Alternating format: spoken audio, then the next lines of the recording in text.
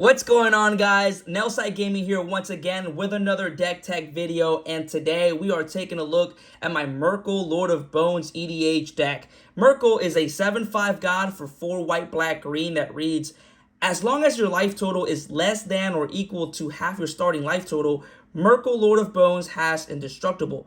But more importantly, he has whenever another non-token creature you control dies, you may exile it, and if you do, create a token that's a copy of that card, except it's an enchantment and loses all other card types. So, we want to have a lot of creatures, sacrifice a lot of creatures to get a lot of enchantments, get a lot of value from those ETBs and those death triggers. We want to create a board state that's very hard to deal with. And then there's a lot of ways we can win. Starting off here, we have Chatterfang Squirrel General. So, it is a 3/3 Squirrel Warrior for 2 and a green with Forest Walk that says, if one or more tokens would be created under your control, those tokens plus that many 1/1 green squirrel creature tokens are created instead. So it's a replacement effect. Whenever we make an enchantment token copy, we'll get a 1/1 green squirrel creature in addition to that. It also has pay black, sacrifice X squirrels. Target creature gets plus X minus X until end of turn. So you can very carefully pump your creatures, or more ideally, remove your opponent's creatures. And there's a couple other token generators in this deck that are going to facilitate this squirrel generation. Like a Johnny's Chosen, which is a 3/3 cat soldier for 2 white, white. Whenever an enchantment enters a battlefield under your control, create a 2/2 white cat creature token. If that enchantment is an aura, you may attach it to the token. Now, if we sacrifice this and make it into an enchantment token, and we find a way to either double or quadruple the number of a Johnny's Chosen, we're going to have, boom, enchantment comes in, 4 cats, which is awesome. Also, when this sacrifices and enters as an enchantment, it will see itself and the other copies enter as well, making you an absolute ton of cats, and maybe even a bunch of squirrels. So that's one. The second one is Archon of Sun's Grace, which is a 3/4 Archon for 2 white, white. It has flying lifelink. It says Pegasus creatures you control have lifelink, and it has Constellation. Whenever an enchantment enters the battlefield under your control, create a 2/2 white Pegasus creature token with flying. Same thing as the cats. So find a way to make this into an enchantment, multiply it, and then just get a bunch of tokens. Here, moving on, we have Dranith Magistrate. It is a 1/3 human wizard for 1 and a white. Your opponent can't cast spells from anywhere other than their hands. So just a very stacksy piece. There's 2 others in this deck that do the same. It's just the way this deck is kind of slow. We have, to get our commander out, it costs 7, and I took out Mana Crypt, I took out Jewel Lotus. So we have to catch up a little bit. And then once we get to the late game, we're going to, have a pretty good way to win. But cards like this are going to make sure your opponents don't get too far ahead. Another one would be Grand Abolisher, a 2/2 human cleric for white, white. During your turn, your opponents can't cast spells or activate abilities of artifacts, creatures, or enchantments. We also have Limvala, 3/4 angel for 2 white, white with flying that says activated abilities of creatures your opponents control can't be activated. So just a way, to keep everybody in check, so that they don't run away with the game too early. Now here we have a protection piece for our commander. Mother of Runes, a 1/1 summon cleric for a white. It taps, and target creature you control gains protection from a color of your choice until end of turn. Yes, our commander is going to be indestructible once we reach that 20 and below life mark. But we want to find ways to protect him and other pieces that we want to protect. So Blood Artist is a win con to drain our opponents with all those little Pegasus, cats, and squirrel tokens we just made. We want to be able to sacrifice them and get a payoff. Great thing about this card is we can sacrifice it, double, quadruple it, and then every creature that dies will deal 2 or 4 damage instead of just the 1. So it's pretty awesome to have on the board. Late game, definitely not early game. I mean, you can slowly pin your opponents that way, but I wouldn't recommend it. Somebody will find a way to remove it. If this guy's not here, it just goes to the graveyard. And we don't have a lot of graveyard recursion in this deck, except for Eternal Witness, a 2/1 human shaman for 1 green that says whenever Eternal Witness enters a battlefield, you may return target card from your graveyard to your hand. So it is probably one of the only graveyard recursion cards that we have in this deck. Eternal Witness comes in, boom, get something back, sacrifice it, get an enchantment, boom, get something back with its ETB as well. Double it, quadruple it. You're starting to see the pattern here. Eternal Witness is awesome to have in this deck for sure. Druid of Purification is a 2/3 human druid for 3 and a green. When it enters a battlefield starting with you, each player may choose an artifact or enchantment you don't control and destroy each permanent chosen this way. So it's pretty awesome to have, you know, ETB then die, ETB again, because your stuff is not messed with. So that's pretty awesome. Doffy Voidwalker is a 3/2 Doffy Rogue for black that has Shadow, and if a card will be put into an opponent's graveyard from anywhere, instead exile it with a Void counter on it, and then you can tap and sacrifice Doffy Voidwalker to choose an exiled card an opponent owns with a Void counter on it, and you may play this that card, but you may play it this turn without paying its mana cost, which is awesome because once you sacrifice it, it will turn into an enchantment that you can then tap and sacrifice again. Remember, enchantments do not have summoning sickness, so you can tap it as soon as it comes down. Just a great way to steal your opponent's stuff. And it could be anything. It's just a card. But if you sacrifice a creature that they have, you could die, exile it, and then, you know, make some copies of that creature that you don't even own. So that's pretty cool. And then we have Ratadabric of Urborg. Somebody in the comments said I was dyslexic. You're probably right, man. It's a 3/3 zombie wizard for 2 white/black that has vigilance and ward 2. Other zombies you control have vigilance. Whenever another legendary creature you control dies, create a token that's a copy of that creature, except it's not legendary and it's a 2/2 black zombie in addition to its other colors and types. I pretty much just put this in that deck in case Myrkul dies. There's a bunch of legendary creatures here, so it's pretty cool to be able to get 2/2 vigilance creatures from it. So that one's there. Remember, if this dies, it only gets 1 copy no matter how many doublers you have on board, except if you have any you'll see it's in there. Anyways, Mirror Entity is a win con in this deck. It is a 1/1 shapeshifter for 2 and a white.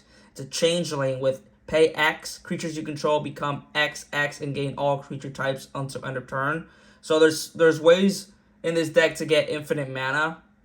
And then once we have a bunch of creatures on board, it'll pretty much just sink all the mana into this, make them freaking huge, and just swing out, kind of like a Crater Hoof effect, but a little more broken, I guess.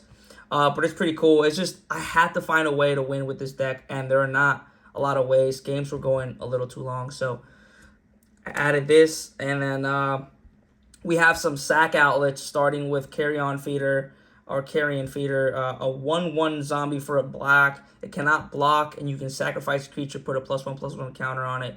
It's just a cheap way for us to get rid of our creatures and get those enchantments. Viserys here is the sack outlet of choice. It's a 1/1 vampire wizard for a black. Sacrifice creature, scry 1. So it's probably the best one. Demir Houseguard is another sacrifice outlet. It's a 2/3 skeleton for 3 and a black with fear. It says sacrifice a creature, you regenerate Demir Houseguard, which is, it's alright, but I like to keep it in the deck for its transmute. You can pay 1 black, discard it from your hand, search your library for a card with the same converted mana cost, ask this card, reveal it, put it into your hand, shuffle your library, play only as a sorcery. So it's a tutor. You can get any 3-drop from your deck into your hands for just 3 mana. So I thought I'd keep it. I might not need another sack outlet, so I just get rid of it. Get something that I do need. Yawgmoth Thran Physician is a 2/4 human cleric for 2 black with protection from humans. It has pay 1 life, sacrifice another creature, put a 1/1 counter on up to 1 target creature and draw a card. Pay 2 black, discard a card, proliferate. Just a way for us to get rid of our creatures and draw cards, really.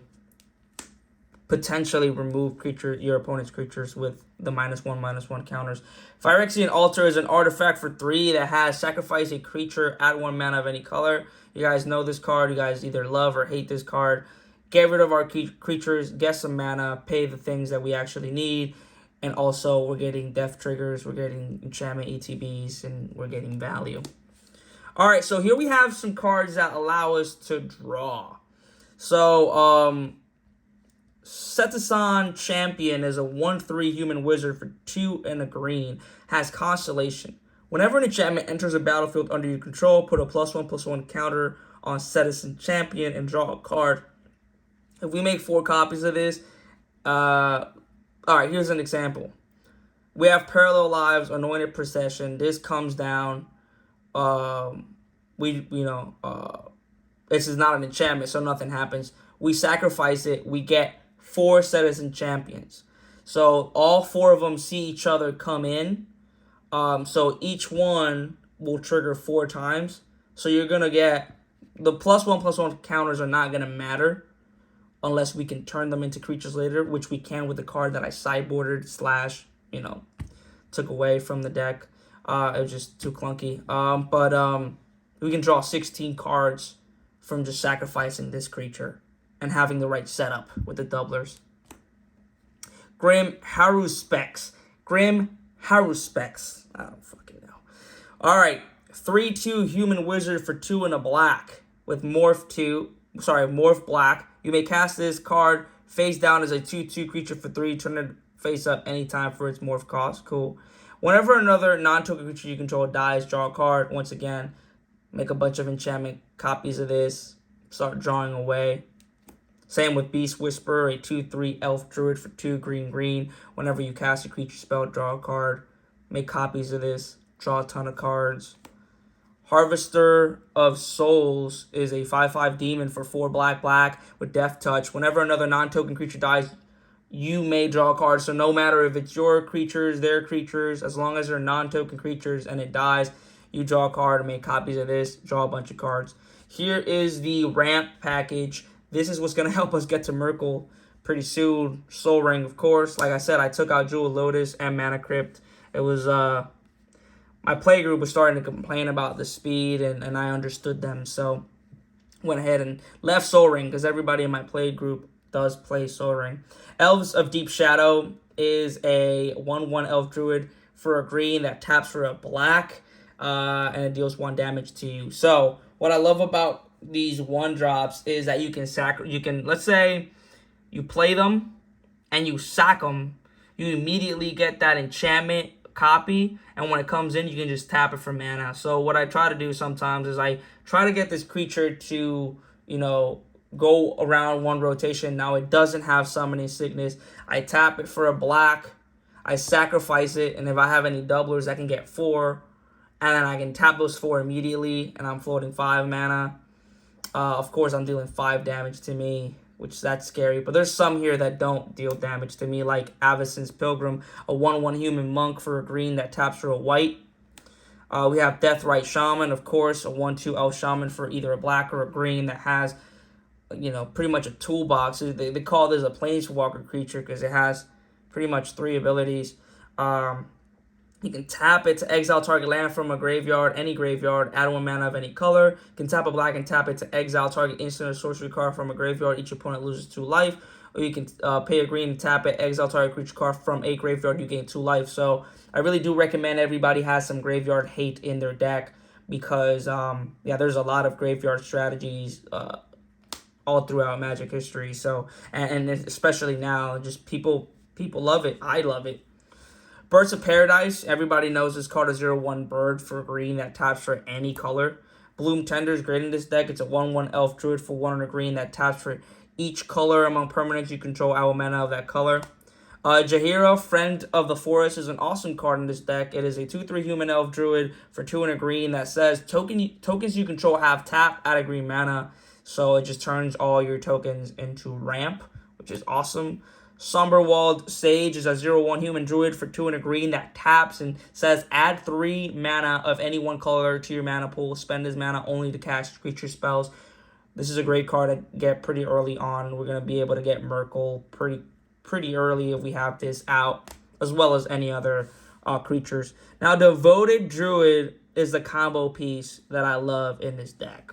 There's a couple more combo pieces. I did take one out that I'll talk about later. But this one's the most important. Now, Devoted Druid is a 0/2 Elf Druid for 1 and a green. It can tap for a green, and you can put a -1/-1 counter on Devoted Druid to untap Devoted Druid. So, let's say Myrkul is out. You can. So once this doesn't have Summoning Sickness, as a matter of fact, you can do, if you have a sack outlet, you can just turn this into an enchantment, like sacrifice it, exile it, make it into an enchantment, tap it for green, put a -1/-1 counter on the enchantment, which will do nothing to it because it's not a creature. Boom, you will untap it, and then you will repeat the process, creating infinite green mana. Let's say you don't have a sack outlet. You have to wait at least one rotation before this can tap. It would kill itself with the -1/-1 counters. Then you exile it, make an enchantment, and then you continue. You have infinite green mana, which is going to help you a ton in this deck, especially with the following card, Chromatic Lantern. It's a legendary artifact for 7. You may spend mana as though it were mana of any color. So all that green mana now turns into mana of any color. And you can tap it to add 5 colorless, or you can pay 5, tap it to draw a card for each color among permanents you control. So this is pretty much filtering all your mana so you can cast everything. And by that point, you're gonna have so much stuff, dying, drawing, bunch of cards, playing everything in your deck. It's insane. Now this is a way to protect ourselves from pretty much dying. It's a 0/4. It's a Barrington Medic, 0/4 Kithkin Cleric for 4 and a white. You can tap it to prevent the next 1 damage that would be dealt to target creature or player this turn. Put a -1/-1 counter on Barrington Medic and untap it. Same thing as the Devoted Druid. And then once it becomes an enchantment, it just, all right, you're going to deal X damage to me. Remember, damage is not life loss. So if a card your opponent controls says target opponent loses life, this cannot prevent that damage. It will prevent damage from any source, including combat. But it is pretty good. There's a third card. It's a black card that says the same thing, but it says you tap it and target opponent discards a card. And then you do that infinitely, so your opponents don't have cards ever in their hand, because you're just like, all right, you draw, boom, discard it. So I took it out of the deck. I think it's a little too salty. I know this deck could sound really salty depending on your play group, but that card just takes it over the edge. Here we have some enchantment creatures that I absolutely love because they're very easily tutored for. Sanctum Weaver, a 0/2 Dryad for 1 and a green that can tap to add X mana of any one color, where X is the number of enchantments you control. It counts itself, so, it's a 2-drop that can tap for a mana. Not as soon as it comes in, but, after the Summoning Sickness is gone. But we're going to be making a lot of enchantments, so we're going to get a lot of mana out of this guy. This guy is a win con. Destiny Spinners are 2/3 human for 1 and a green. Creature and enchantment spells you control can't be countered, which is great. And you can pay 3 and a green. Target land you control becomes an XX elemental creature with trample and haste until end of turn, where X is the number of enchantments you control. It's still a land. So it's not necessarily like a win con. If we have a lot of enchantments, it can be. But with infinite mana or just enough mana to turn all your lands into, it could backfire. Like, you can do this, and then somebody not really board wipes, but like, let's say they can remove your land somehow. I mean, if they have, they can do things. Obviously, there's no removal. There's no board wipes that are instant speed, and this is until end of turn.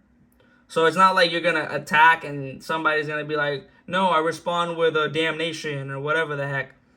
But, because it's sorcery speed. But I don't know. I think if I were to take a card out, it might be this one. Go ahead and comment down below and tell me, what you would see this card doing or how crazy you think it could go. I don't know. If I have to make a cut in this deck, I think this would be one to go.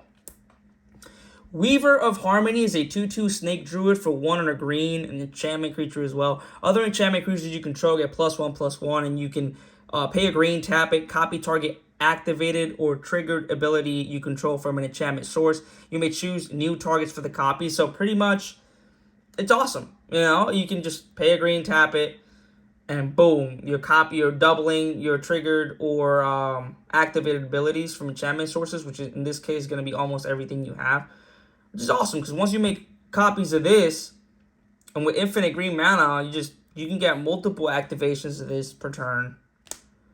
Dryad of the Elysian Grove is a 2/4 nymph for 2 and a green. You may play an additional land on each of your turns. That's always great, especially since we're going to be drawing a lot of cards. And lands you control are every basic land type in addition to their other types. That's also a pretty solid thing to have in this deck.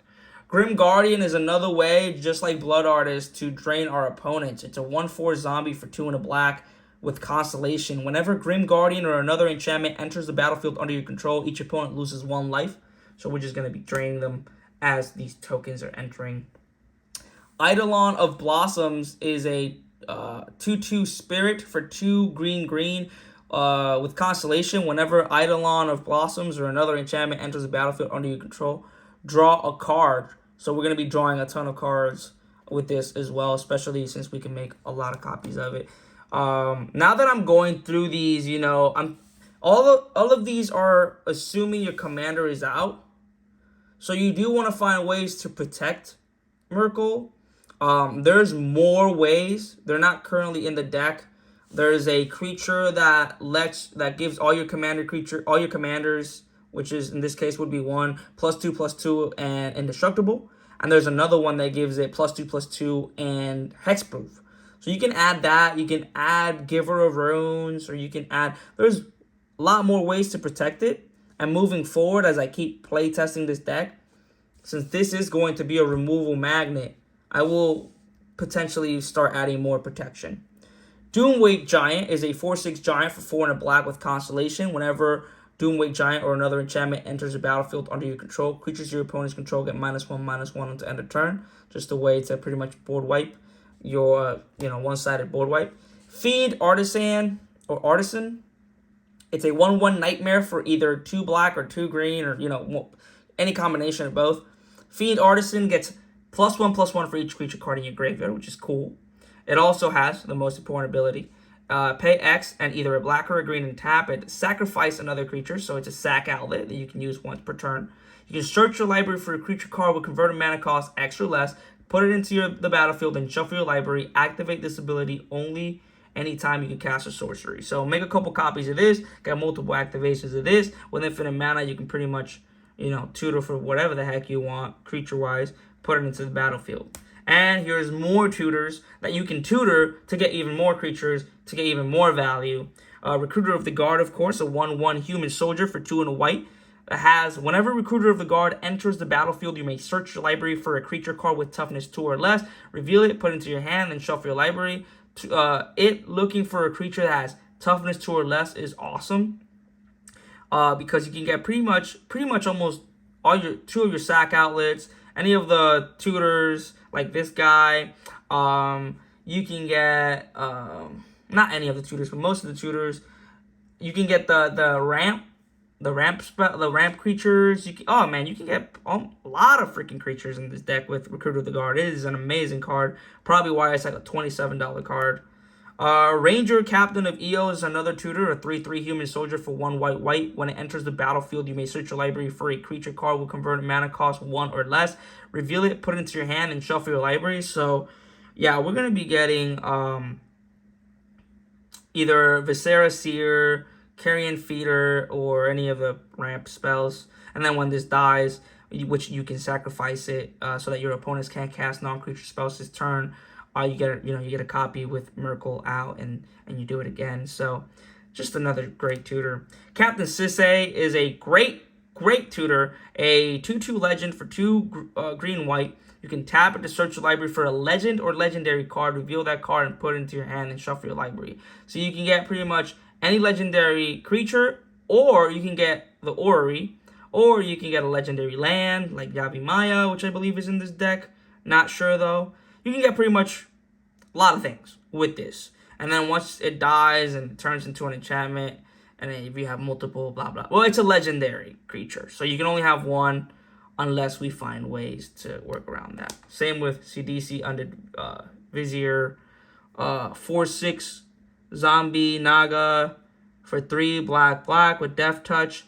Exploit. When this creature enters the battlefield, you may sacrifice a creature. When it exploits a creature, you may search your library for a card, put it into your hand, and shuffle your library. So you pretty much demonic tutor once this comes in. You can exploit itself. Once you exploit itself, you get another enchantment. And then when that enchantment comes in, it can't exploit itself. You have to exploit another creature. But guess what? That's what we want to do. We want to sacrifice our creatures. And you just keep tutoring and tutoring and tutoring. Now, obviously, it is a legendary creature. You can't get multiple copies of it. But there's ways around it. There's ways around it. Woodland Bellower is a 6/5 beast for 4 green. When it enters the battlefield, you may search your library for a non-legendary green creature card with converted mana cost 3 or less. Put it into your battlefield, then shuffle your library. So yeah, just ETBs, gets any 3 CMC creature or less to the battlefield. Sacrifice it, ETBs again, multiple times possibly, and then just do it. Just pretty much tutoring for all your important pieces. Enlightened Tutor, we all know what it does. It's an instant for a white. Search your library for an artifact or enchantment card. Reveal that card, put it on top of your library, shuffle, and then put it on top. Demonic Tutor, pretty much sorcery for 1 black. Search your library for any card, put that crap in your hand, and shuffle your deck.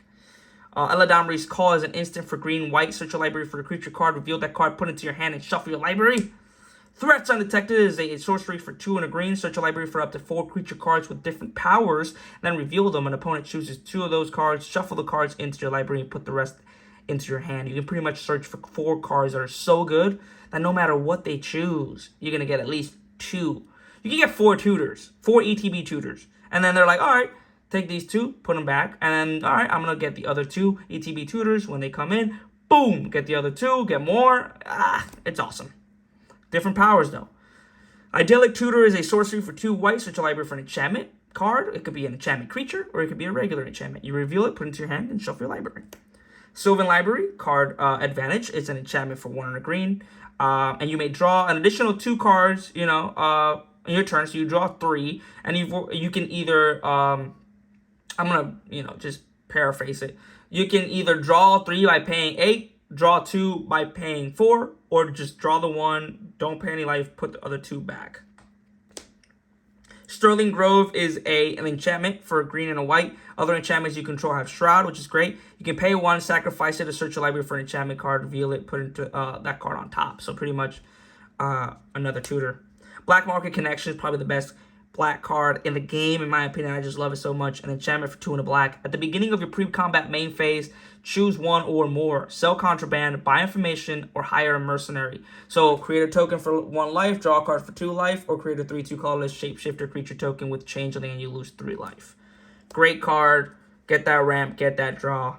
Parallel Lives and Anointed Procession is pretty much the same card with different colors. If an effect would put 1 or more tokens onto the battlefield under your control, it puts twice that many of those tokens onto the battlefield instead.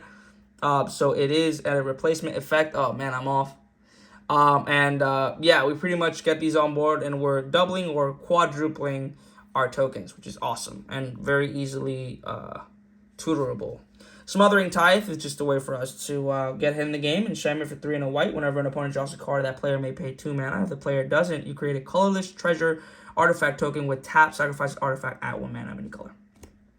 Sphere of Safety is an enchantment for 4 and a white. Creatures can't attack you or planeswalkers you control unless your controller pays X for each of those creatures, where X is the number of enchantments you control. And guess what? We're gonna have a ton. So it's just a big old brick wall between you and your opponents. Here's some removal with Swords of Plowshares, an instant for a white that exiles target creature and their controller gains life equal to its power. Assassin's Trophy is a black and a green, an instant for black and a green that destroys target permanent an opponent controls, and its controller may search the library for a basic land card, put into the battlefield, and shuffle. Beast Within is another instant for 2 and a green, destroy target permanent. Its controller creates a 3/3 green beast creature token, which we don't care much for. The Fairy's Protection is an instant for 2 and a white. Until your next turn, your life total can't change, and you gain protection from everything. All permanents you control phase out, and you exile the Fairy's Protection afterwards. So this is a great, one of the best protection, actually the best protection spell in the game. Anguish Unmaking is an instant for 1 white black. Exile target non-land permanent, you lose 3 life. Notice how I keep all my removal, or most of my removal, handles permanents. So just a way to deal with other enchantments and other people that are using permanents, or like Gaia's Cradle or any other land that's messing up. Second Harvest is an instant for 2 green. For each token you control, create a token that's a copy of that permanent. We're gonna have a bunch of them, a bunch of copies, and a bunch of tokens, and we're gonna make a bunch of copies with this. It's also an instant, so it's pretty awesome. Heroic Intervention is a instant for 1 on a green. Permanents you control gain hexproof and indestructible until end of turn. So second to Teferi's Protection. Mirror Box. This is the way we get around the legendary rule. An artifact for 3. The legend rule doesn't apply to permanents you control, and each legendary creature you control gets +1/+1. Each non-token creature you control gets... that last part, it doesn't really work for us. It does work in other decks that I have, like the Horobi... Not the Horobi deck, the Rat deck. So look into that deck if you haven't seen it already. I think it's the last video I made. Mirror Box. This is how we get around the legendary rule. Farewell is a board wipe, a sorcery for 4 white. It says choose 1 or more, exile all artifacts, exile all creatures, exile all enchantments, exile all graveyards. This is the boogeyman to this deck. If we have an absolute ton of enchantments and an opponent gets this card, oof, we're in trouble. Vanquish the Horde, sorcery for 6 white. But is it ever? This spell costs 1 colorless less to cast for each creature on the battlefield. Destroy all creatures. So, you know, if we have a bunch of creatures we haven't sacrificed, we play this. We just got a bunch of enchantments, and our opponent's got Jack. Phyrexian Tower is a land, legendary land that you can tutor for with Sisay, and you can tap it for a colorless. You can tap it to sacrifice a creature and add 2 black, which is awesome because we want to sacrifice our creatures. High Market is a land that can tap for colorless, so you can tap it, sacrifice a creature, gain a life. Once again, we want to sacrifice our creatures. And then we have our lands: a Temple Garden, a Windswept Heath, Sun Petal Grove, Bountiful Promenade, Overgrown Tomb, Verdant Catacombs, Undergrowth Stadium, Llanowar Waste, Necroblossom Snarl, Darkboard Pathway, Godless Shrine, Marsh Flats, Vault of Champions, Shine Shadow Snarl, Bright Climb Pathway, a Forest, 2 Plains, 4 swamps, a Sarah Sanctum, Command Tower, Forbidden Orchard, Plaza of Heroes, Reflecting Pool, Exotic Orchard, and Indatha Triumph. So there you go, guys. That was my Myrkul Lord of Bones EDH deck. I hope you liked it. If you have any recommendations, any tips, anything you want to see next, make sure to leave a like, leave a comment, and yeah, let's get talking. Thank you guys for watching. Until next time, Nelside Gaming out.